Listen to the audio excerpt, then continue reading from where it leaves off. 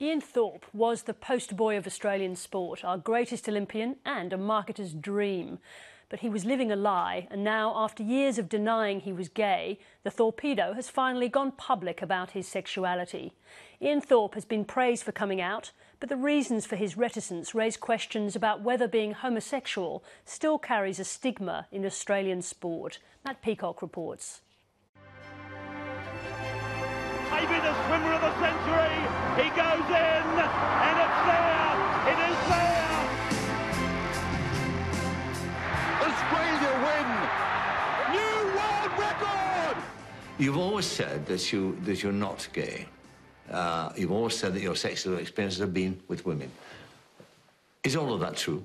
Well, that's true, but you know, I've thought about this for a long time. I bet. Yeah.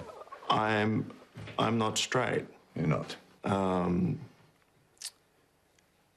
And this is only something that very recently, we're talking in the past 2 weeks, I've been comfortable telling the closest people around me. It's the question often asked, the answer many expected, but one that took a long time coming. I think congratulations to him. If he is finally comfortable in his own skin, then he's going to have a much nicer life. Ian Thorpe was only 16 when he was first asked if he was gay. Back then, he denied it. World champion at 15! And once locked in, he kept denying it for another 15 years. I felt the lie had become so big that I didn't want people to question my integrity. So Thorpe's deception continued. 2 years ago, in his autobiography, he wrote, "For the record, I'm not gay and all my sexual experiences have been with women. I'm attracted to women." You write in detail in your book about how hurtful it's been, the speculation around your private life and around your sexuality. Why has there been this level of intrusion around you that I can't recall seeing for any other athlete around this sexuality question? Yeah, look, the thing that I find hurtful about it is that people are questioning kind of my integrity and what I say. That's the only part that I find hurtful, is that you know, this is something that I would be embarrassed about, that I would hide or whatever else.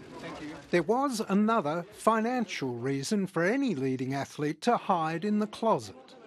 Well, in 2000, I think when he first looked at coming out, he spoke to a Canadian athlete who sort of basically said that if you do come out, it will affect your sponsorship. And, you know, he's got a right to make a fair living. And in 2000, it would have.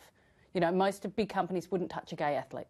Remember, it's 15 years ago, and not too long ago it was still illegal in Australia to be gay, so there was a real risk of losing millions of dollars. Our very own Jai Wallace. Along with Ian Thorpe, Jai Wallace also competed at the Sydney Olympics, winning a silver medal on the trampoline. Australia, Jai Wallace. There was an awful lot of pressure on all the Australian athletes to do well and bring home the gold. So any added pressure about sexuality, about lifestyle, about living arrangements, all of those would have just compounded the problem. It was another 5 years before Wallace declared he was gay. It's better out than in. It really is much more fun, much more relaxing, and life takes on a new colour and a new meaning because you don't have the worry anymore. The question that people are probably asking is did Ian know he was gay? I don't think putting it into such simple terms really happened until he was injured with his shoulder and spent time in hospital. I suspect that he will have always had a sense that he was different, but he comes from a very, very strong family, religious family, and even being able to allow himself to think about those in a different context may have meant that he would not have necessarily asked that simple question of himself. Thorpe speaks frequently with one of his close counsellors, DEIDRE Anderson. I think what his family would have noticed is he wasn't happy, and that he was, searching for something, and the very loving and caring family that he has was probably trying to find ways of helping him through that, because at the end of the day, all they want is for their son to be happy. In just a decade, social attitudes have changed.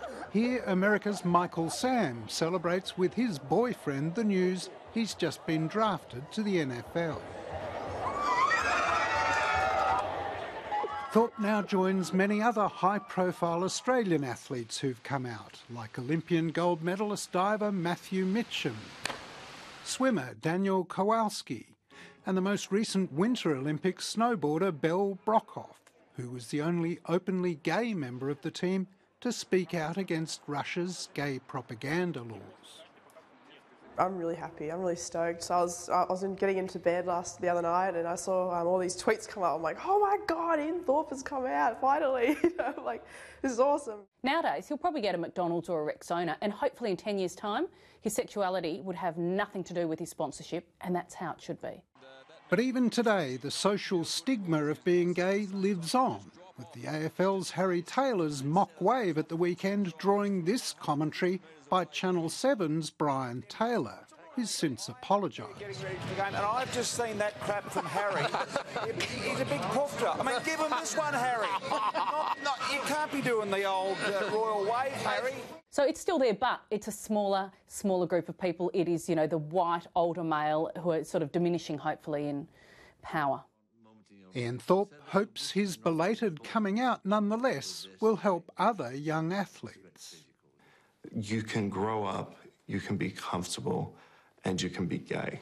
If it allows somebody the understanding that it's okay to be me and move forward with their life, then I think that's a great thing.